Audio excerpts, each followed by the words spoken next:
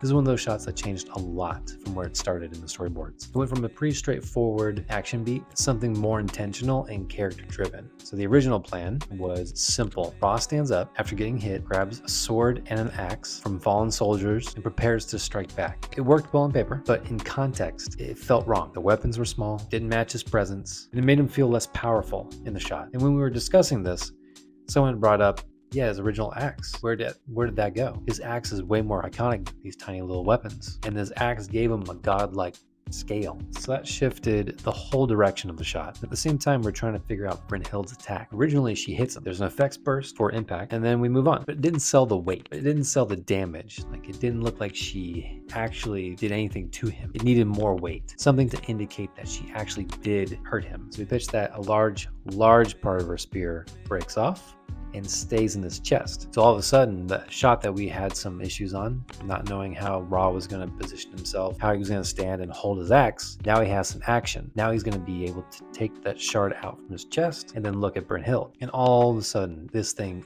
fell right into place. It made so much sense. Of course, it makes him seem so much tougher to just stand there, pull out a shard, and then look at her.